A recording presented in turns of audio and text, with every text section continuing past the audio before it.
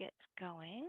Okay, I believe I am recording now. So thank you everyone for coming today to this presentation by the team at Wisconsin Virtual. And it is my pleasure to introduce Meri and Larissa. Take it away. All right, well, thanks everyone for joining us today. Everyone can hopefully see my screen and you've confirmed that you are in the correct session. If you need to hop out at any time, totally fine. Thanks again for recording us so that people can jump back in if they weren't able to join us live.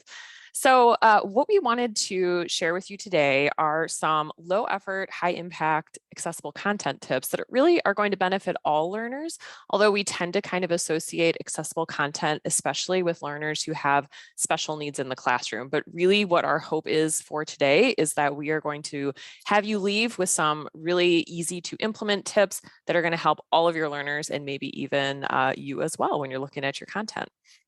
So when we're talking about all learners, we really mean that. We mean any learners in your classrooms, whether they're online classrooms, in person, whether your students have disabilities, language needs, various learning styles, really any of those things. I think a lot of students are going to benefit from any of the changes that you can implement coming out of today. And the reason we wanted to focus on low effort is because we know as educators, you are so busy, right? You have a million things going on. You're balancing so many things on your plate, trying to find room for everything. And what we wanted to do today is really help you start to think about different ways that you're creating your curriculum, small tweaks you can make that are going to, over time, become more habits and really help you transform in what seem to be small ways, but really ways that have a high impact on your learners going forward. So, to introduce myself a little bit. Oops, there we go. So I'm Meri Tunison. I am one of the associate directors for Wisconsin Virtual School. We are based out of CISA 9, which is a regional agency in Wisconsin. And I'm actually located just outside Madison. So we kind of have a statewide presence, which I'll talk about more in a second. But my focus is on curriculum and professional learning. And I also dabble in a little bit of 612 or 612 social studies teaching as well. Larissa, do you want to introduce yourself? Absolutely. My name is Larissa Zompolas. I too work for Wisconsin Virtual School, and I'm the Special Populations Associate Director. So what that means is I assist with any learners that may have IEPs, 504s, English as a second language indicated in their profile as needing additional supports within our school. I also have a large focus on accessibility and accessibility across the board for all learners. So excited to be here with all of you today. All right, as promised, just a really quick overview of who we are as Wisconsin Virtual School. We, contrary to our name, including the word school in it, we're actually a statewide supplementary online program, and we support schools. That's our whole goal. So we partner with over 200 districts. They need online solutions, blended learning solutions, one-offs, full-time learning options, really anything for their K-12 learners. We try and provide that for them. We also just added in the last couple of years a live instruction option. So most of our course sections and our teachers and learners interact in an asynchronous environment, but we did just add in the last couple of years a live instruction option, which is pretty exciting. So for today, our outcomes are focused on participants will be guided through a focused set of tips that provide low effort and high impact accessibility practices that benefit all learners, as Meri referenced earlier. You will also get to apply this practice that you're taught about today in a Google Doc during the time that we are here. We love hands-on practice. Love it. And of course, we definitely want to give a nod to these wonderful standards that National Standards for Quality Online Learning, as well as Quality Matters, have put out there to really help us check and make sure that we are providing best practices that are really aligned to what folks are looking for in terms of providing a high quality experience for people. All right, so to get started, go ahead and either use your reactions for Zoom. So if you know where to find those, there's a little reactions button and you can use that, or you could put in the chat the number if you'd like.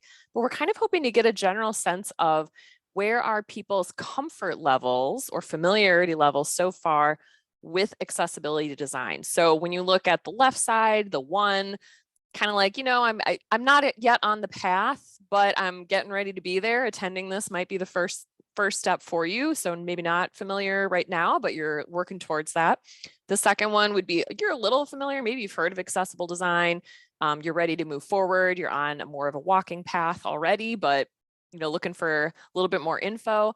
3 would be you are pretty familiar. You're starting up the hiking path, right? You're getting going. You're ready for a little bit of a challenge.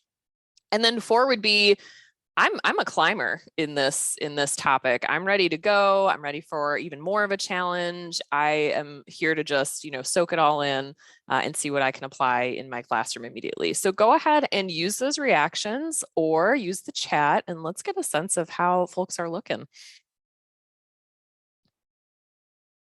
We're having them all across the board here. I see anywhere from 1 all the way to a 4, but mostly in that 2 and 3 realm. Nice. And really, it's our hope and goal for today that whatever level you're at, you learn something, you can apply a few things, and you go out of today with some inspiration and ideas. So thank you all for joining us, regardless of whatever your level is. And we'll do a check back at the end of the session and see if maybe we move the needle a little bit as well. All right, Larissa, Absolutely. I think you're up next. Yes. Meri, can you go? Did I skip one? Yep. There we go. There we go. All right, so we're going to start by talking about what is accessibility. So for those of you that this is new or something you're just learning about, we want to give you a background on what accessibility is. So accessibility gives all people the same access to learning, services, and information. And this applies to any individual, whether they have a disability or not. And that's what we're really wanting to focus on today, is that any of these tips can apply to all learners and providing accessible content to all. Another important element is the ease of access for students who need these features and accommodations. So not having to fix things on the fly, but being proactive of what we're creating. And then benefits for all students when we proactively design learning environments that are accessible. So that is really accessibility in a nutshell, and really the premise of what we're going to be talking about today.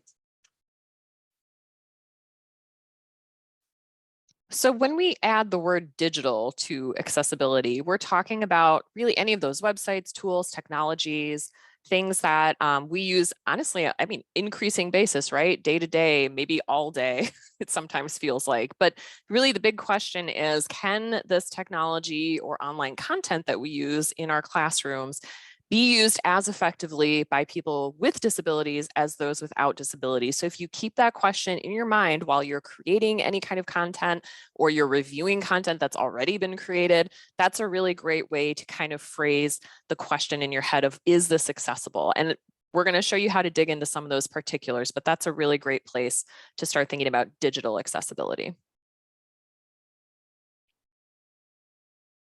So as we're thinking about designing for all learners, we really want to focus on knowing that no two individuals or their needs are the same, but you can design with those best practices in mind so that your content and environment are easily accessible. So some of those pieces are chunking distinct units of information. Consistent formatting is really helpful, especially with those screen readers. Consistent navigation and clear pathways, reduced number of steps, reduced choices, clear specific directions, and step-based instructions. All of those things can be applicable and accessible for all learners, and when we're thinking about design. Also, if you're wanting to dig into it more, we really encourage you to check out the link at the bottom of the screen. And I see that there was a question in the chat about, will you be able to get a link to the presentation? Yes, we will make sure that you get that at the end of today. So be sure to check that out as well. Yeah, and currently I think there's a PDF version of our slide deck in the resource area if you go to the QM site. And then one thing that I really love about this slide, and that I think Larissa was kind of mentioning, these are all things that you can use to fix the environment, because the goal is to not, quote unquote, fix the learner. There's nothing wrong with the learner. We want to make sure that the environment is what we're focusing on, the content that's out there, and these pieces all relate to that. So what can we do to lighten that cognitive load to fix that environment and try and help all learners? All right, so we are going to jump into kind of a set, I think it's 4 chunks of tips, and then you're going to be able to apply those to our Google Doc example after this brief overview. So this is going to kind of be your little mini, instructional lesson here, and then you're going to be able to apply those as well. So let's start with the first one will be text, and then we've got links, images, and chunking. And you saw that list that Larissa shared before, and you might be thinking, hey, I do some of that already, or that just seems like best practice. That comes naturally to me when I'm creating content or I'm tweaking something. And that is awesome. Like, that's one of our goals, is to just help make this a little more just always something that's at the top of your mind when you are thinking about your content online. But if not, then hopefully there's some new stuff for you to learn here.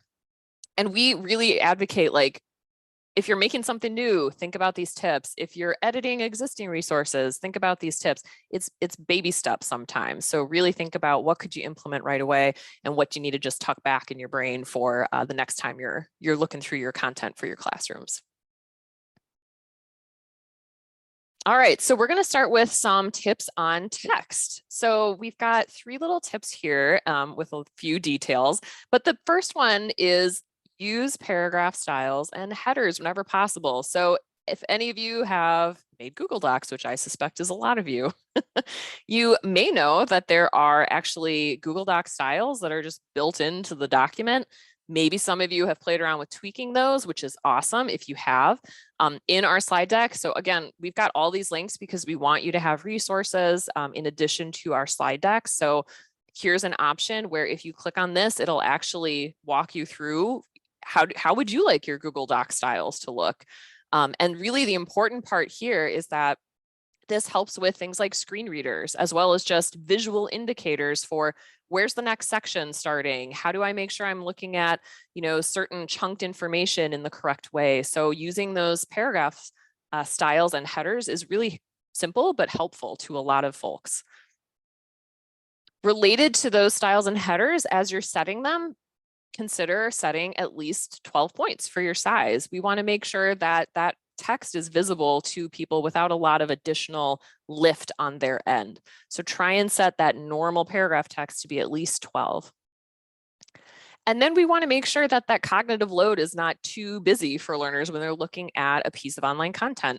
Try and choose 1 or 2 fonts for consistency. If you can, especially for learners with dyslexia, sans serif fonts are super helpful because it's a lot less visually straining to read through chunks of text without those little, those, I don't even know what you call those little hanger bits that come up, like Times New Roman is the classic one that is serif text. But you can see here we've used sans serif text. None of our letters have those little curly cues or whatnot. So try and choose 1 or 2. It's really helpful just visually for a lot of learners to have a less busy piece of content.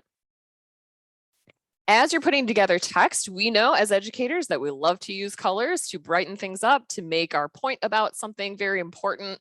We, traditionally when you're grading stuff by hand, there's the classic red, green, purple colors you use to grade things. When it comes to digital content, colors are fine, but you do want to make sure you're using high contrast colors. And we will have a link at the bottom of the slide where actually the Web Aim tool is fantastic for checking, are the colors I'm using high contrast? Maybe you're creating something on, a gray background and you want to make sure that your blue font is high contrast enough so that it's easily visible. You could use that tool to check.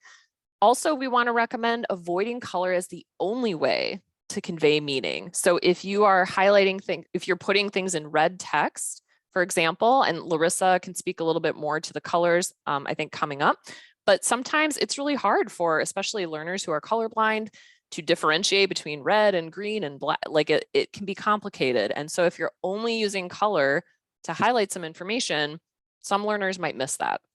So if there's another way, like you could put, note or important or as a heads up, that's another way you could do that.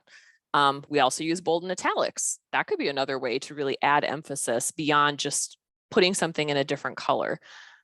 We also want to recommend using that bold and italics sparingly if possible, because if it's intended for emphasis and half of your, document or piece of content is bolded, then it kind of takes away the intent of what you're doing with that emphasis piece. We also recommend if you are emphasizing something, consider avoiding underlining. We usually associate underlines, like you see up here, with hyperlinks. So if you can use emphasis for bold and italics instead of underlining, that can be really helpful for just that quick identification by all learners, right? Of what am I looking at? What do I need to pay attention to? Again, using those important or note, just use the text as a heads up as well. All of those can be really helpful for simplifying those text pieces. Again, if you are interested on each of these slides, we are going to have at least one, maybe a few resources, so you could dig in more to this. But these three are kind of your overview tips on text. All right, next up we have links. Go ahead, Larissa.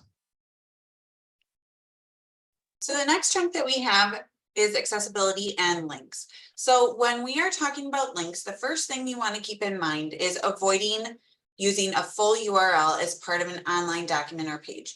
Now, you might be thinking, okay, well, there are cases where I can't avoid that. Now, there definitely is, depending on the program or application that you're using, it may require you just to paste in the entire link, and you may not be able to hyperlink it as you typically would, but that is going to be a focus of yours to make sure that you're not using that full URL as a way to provide somebody the link. Now, do keep in mind that there are good ways to provide people the link. Some of those ways are through descriptive and unique link text. So some of the examples you'll see within our slideshow presentation today, but you're really wanting to explain to that person what that link is. So some reasons for that is, one, if someone is reading through it, it describes to them what they're linking out to.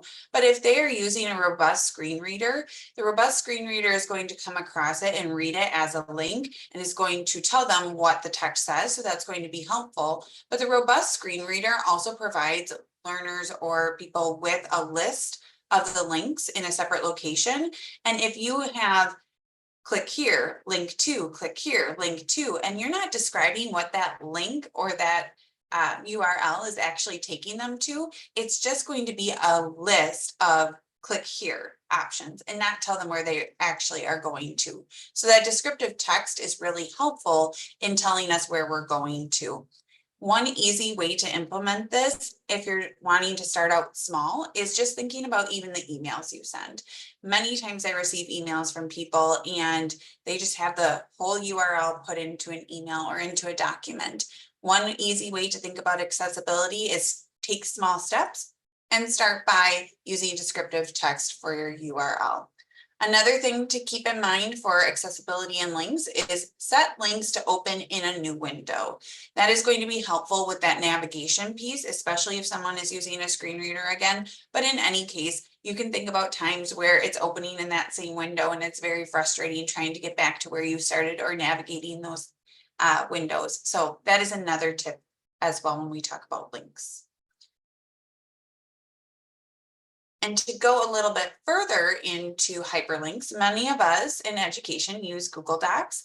And one tip in regards to descriptive hyperlinks is the way that you can use the chip icon as a way to link in your URLs or your hyperlinks. So this has been around for a while, and this might be something that you've used in the past, but in Google Docs, if you click anywhere within a URL, you can replace it with a chip and it adds that icon and button appearance. Now, do keep in mind that this is for Google to Google. So if you're doing this in a Google Doc to a Google Doc, then the chip will work. If you're using just like a YouTube link, the chip icon doesn't pop up as an option. You can also do the link as just text, as it is listed on the screen there as well too. So chip and link are an option, and both are really accessible options as well. Actually, recently, Larissa, I saw they did add the YouTube. So if you paste a YouTube link into, let's say you're making a document and you paste a YouTube link, Google automatically now prompts you, very similar to this image, to replace that long URL with the title of the YouTube link. So Google is on it with Google Docs, which is great. I don't think they have this yet in Sheets, but they have it in Slides and Docs, I believe.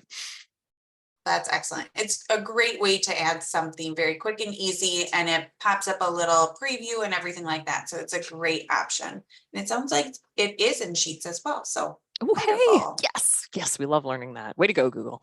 Thanks All for right, and sharing. then Larissa, I think you have the images one too. Yeah, so images are something that we don't typically think about in regards to accessibility. A lot of times we'll put an image in as a decorative reason or to provide additional information, but we don't always think about how that reads for someone that is not able to see that image. So we are wanting to put in alt text. Now, you may be familiar with alt text, or you may not. I've been in many situations where people have never used alt text before.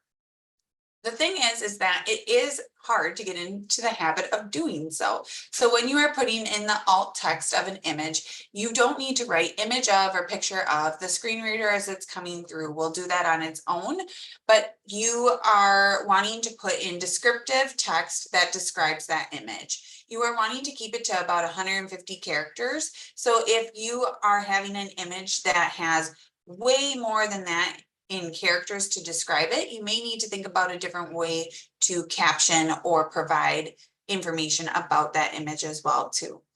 If you are using an image as decorative, you don't need to provide that alt text because it isn't giving that academic or important information that that person needs.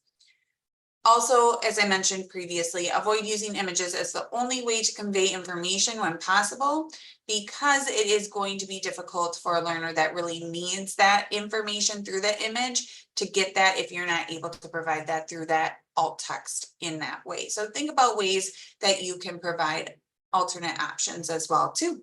And if you're looking for more information on alt text, that link is great as well. All right, we are on to our last little bucket of tips, and then you're going to have a chance to apply what you have learned to our Google Doc. So the last one is chunking. And this, again, is one that I think, a lot of folks who have spent any amount of time working with online content themselves, whether as a learner or professionally, it just makes a lot of sense for everyone. And that is, we want to make sure that you're able to engage with the content that's in front of you. And that really involves chunking. One of the biggest ways you can do this is just think about where are those natural breaks in your content that will help reduce that cognitive load. So all of the information that your brain is trying to process or your students' brains are trying to process, where can you provide them with breaks? Can you, use bulleted lists to chunk information? Can you make different sections in your content using those title or header styles? Can you break it up with, like Larissa said, an image, with a little description about that image and just help them have some natural pause points to process that information before they move on to the next piece. And again, I think a lot of you probably do this naturally and maybe didn't know exactly why you did it. Just, oh, this is good practice. So hopefully if you are feeling that way, pat yourself on the back. That's awesome. But if you, are interested in learning more about like the science behind that cognitive load idea or why lists in particular are really helpful, feel free to use any of these links as well to dig in a little bit deeper. And with that, that brings us to our time for you to try these out. So if Larissa could put in the Google Doc link, there's also a bit.ly on the screen for you, but we want to pause and give you about, let's do like 5 minutes, I think, because we want to come back and have a group discussion about what you see. But basically, you're going to have a sample of a course expectations document. Something that, it was actually something I put together as an example, but you might have seen similar things if you work with online classes, online students, maybe, kind of consider it like a syllabus for even in-person classrooms. You might have something like this. But basically you can make a copy of this and comment or mark up wherever you find areas that you could apply these accessible design tips. I will say there are at least 8 ways that you could improve this. And I actually think I could click on this to show you. So go ahead and make a copy. So there's at least 8 ways that you could improve this document using the tips that we have covered so far. If you find any more, keep those in mind because maybe we'll have a little bit of time so that you can share those as well. But at least 8 low effort, high impact ways that you could do this. So we are going to mute ourselves, give you about 5 minutes, about 12:05. So go ahead and just take some time, make your copy, feel free to comment, change whatever you would like. And then we are going to come back and have a brief discussion about what you found. Any questions before you dig in? Are we good in the chat for questions? Yes, no questions in the chat. Awesome. All right, good luck. You're aiming for 8.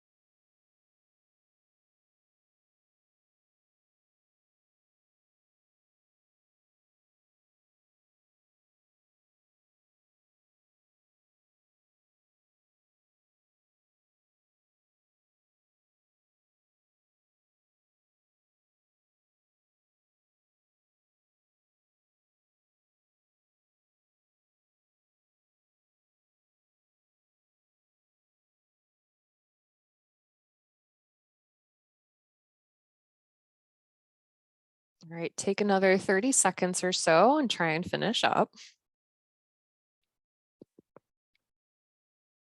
Hopefully you've got lots of comments on your doc.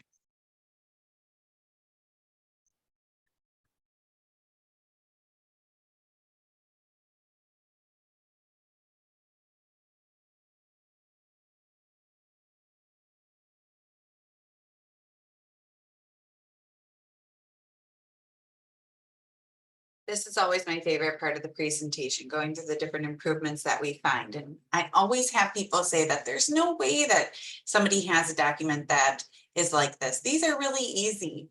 And I go through a lot of accessibility checks. And there are documents like this all the time or very similar. So these are typical things that you would see and very easy to make some of these changes. Like we said, low effort, high impact. Yeah, so take a second and think, how did you do? Did anything jump out at you right away? Did some things take a little bit more time to dig into and notice? Would anyone like to share either in the chat or grab the mic really quickly and just share how that went? How do you feel? Do you feel like you got all 8? I don't know if I got all 8, but I got a few. I noticed the fonts were different. There were, I think, 3 different fonts used in the document. So I thought changing it all to Arial would make it all a sans serif. And I don't want to hog the mic, so I'll just say that one that I found. I found a few others too. Nice. Yeah, sometimes the color ones tend to stand out, I think, first, because it makes it pop, right? And that's why we love using color, but you want to be really thoughtful about how you use that color. Yes. So yeah, keep adding them in the chat. We are actually going to go over the 8 improvements right away, just in the interest of time. And then we're going to have you self-reflect on, after this session is done, how now do you feel about accessible design? And we'll point out a couple more resources if you want to dig in a little bit more too. But let's start off with the first one. And feel free to weigh in the chat if you actually saw this one and noticed it. Go ahead, Larissa. Yeah, so that first one is using paragraph styles for titles and headers. What I see very often is, instead of people using the title or the header for a specific section, they just bold it and make the text larger and make that look like the title. For a screen reader, it's going to be super important that you actually use the title in those different options there for formatting so that it reads it appropriately. So that's one easy, really quick fix. This is one that as I'm also going through and checking documents, that is sometimes challenging because they look fine. And then you select them and you realize, oops, they aren't actually using the title. So, all right. Another one that you might have noticed is a chunking approach. So on my original document, I had a lot of information about working in your course. And one of the improvements could be, let's make bullet points with that info, make it a little bit easier for a learner to work their way through my set of 4 expectations. So that's a really easy one to think about when it comes to chunking. A couple people in the chat got this one. I'm using Yay. high contrast colors. So colors, I'm a former elementary teacher, and I used to love to use lots of different colors in my documents, which is fine, but we need to think about the colors we're using and how many colors we are using. So using that yellow on a white background definitely is hard to read, as someone is mentioning in the chat. So thinking about the colors and being able to read that text. Yes, and WebAIM for the contrast checker, excellent resource. All right. We also saw in the chat a couple of people, and also Katie, I think, who grabbed the mic, mentioned, seeing some different kinds of fonts in there.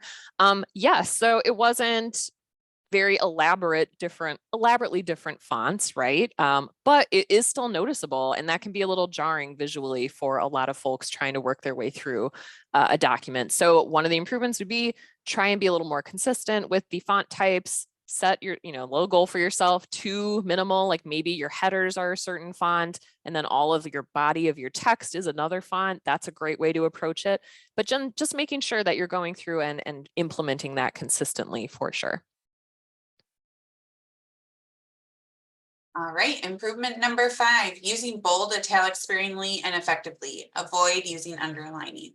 Like we said before, those bold pieces, we're trying to get people's attention, but what I see in a lot of documents is we use that bold so often that it doesn't draw our attention anymore. We just see it as regular text. So really thinking about different ways that we can draw attention to the areas that are really important, and then also avoiding that underlining, because that can be confusing if we're thinking that would be a link instead. Okay, we just have a couple more to go. So how many of you caught the, again, colors? They're pretty striking, but one of the improvements here was that the emphasis was really only in color. So if this was really a point like that the teacher's trying to make, that this is something that learners really need to pay attention to, that's a little hard to do for learners who have those visual impairments and might struggle with differentiating certain colors. So what you could use is, if you really like the color, make sure it's a high contrast color, right? So consider possibly a darker red. And then you could use italics or bold, something else that really draws their attention to that text. And keeping it simple is also really helpful because you don't want the whole document to be red. That might be a little off-putting for a lot of people trying to view that document. And red and green is the biggest color blindness out there. So keeping that in mind when you're choosing colors as well. Absolutely. So number 7, and this is like my biggest thing, is using descriptive hyperlinks. We posted the whole URL in there. Definitely not something we want to do. Using that descriptive text to hyperlink is definitely easier to access. And then our last official improvement, and I've noticed a couple people mentioning some other ones, so that's awesome in the chat. So this one is, again, just trying to make sure that if it's important information, that you're presenting it in a way that's accessible to all learners. So for example, you might have caught that I had some information in my, if you need help kind of thing, here's ways to connect with me, but it was in an image. So I had created a little Bitmoji, took a screenshot and put that in there because it looked really nicely formatted. However, there are challenges with that for accessibility because unless I add all that in alt text, a learner relying on a screen reader, for example, would not be able to necessarily get that information. So another option could be pull that information out, make it a bullet point, add it somewhere on the page, and then use my Bitmoji just hanging out on the side instead of bundling them together. So I know that you guys caught a couple extras and I love seeing those in the chat. We are running a little low on time. So I wanted to do a quick check on how you're feeling now regarding accessible design. We had a huge range, 1 through 4 to start off. Hopefully most of you have felt like you can kind of inch yourself maybe up a level to a slightly different challenge for your hiking or walking path. And those of you who were 4s already, hopefully you're like, yes, feeling good about what I'm already doing, which is fantastic. So how are we feeling? And then we're going to dig into some last resources for you.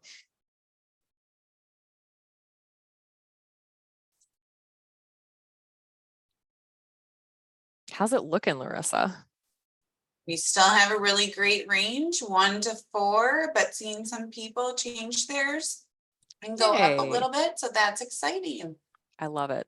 Again, our whole goal here is, can you take something away, right? And apply it to what you're doing with your content, with your learners. So. Yes. And if you have any questions, feel free to throw them in the chat. But one thing I wanted to share with you before we go, because we're running low on time, is take one thing with you today. If there's something new that you learned, instead of trying to implement all of them tomorrow or all of them today, take one thing and try and put that one thing into practice, because that's going to be easier to commit to. So give that a shot as well. I want to highlight one question from the text. On the last image where you screenshotted the text with the image, could an alternative have been putting the text in its own text box if you wanted to keep that same layout? Absolutely. The one thing that you would want to test out is, I would recommend testing that out with a screen reader. This is a little bit more advanced, but when using additional text boxes, depending on the order that you put that in, the screen reader, when it comes through, might read them in a different order than what you're planning on. So if you're going to do that, that's perfectly fine. That would be accessible, but just make sure it reads in the right order. Yeah, and that might be helpful, especially in like slides, if you're trying to make a certain format look right. Yeah, text boxes for sure would be a way to do that. If you are ready for, oh, sorry, Larissa, go ahead. And Nicole just put in the chat, text boxes cannot be empty. Yep, absolutely. If you are ready for a challenge heading out for today, we do have a slide that kind of expands on a couple more things about images, We didn't talk about video, audio, tables, presentations, things that are a little more effort, I would say. But once you start getting the hang of them, you might find them to also be, pretty simple to just keep practicing, keep implementing as you move forward. So feel free to check any of those tips out. We also have on the back end of our slide deck, more resources for you. So if this was really, an interesting topic for you, there are so many wonderful resources out there about accessibility, not just relating to disabilities, but also just good design for all learners, right? So feel free to check all these out. Hopefully, thank you so much for joining us today. If you do have questions, we can hang out for a few minutes and try and answer those. But thank you so much for joining us. And we really hope that you found this helpful and inspiring and something that you can take away and start working on with your learners. All right. Thank you so much, everybody, for attending. I just wanted to do a quick reminder. These recordings will be available for 90 days after today. So if there's questions or you're trying to remember something, you can come back and watch this at your leisure anytime you wish. Also, when you close out of the session, I believe you should get a link to an evaluation. And if you would take just a moment to complete that, they're very short. So we would very much appreciate that as well. Thank you so much to our presenters today, Meri and Larissa. It was a great session. I'm going to go ahead and turn off the recording now. Meri, do you want us to put the link to the slides in the chat? If not, everyone, they are in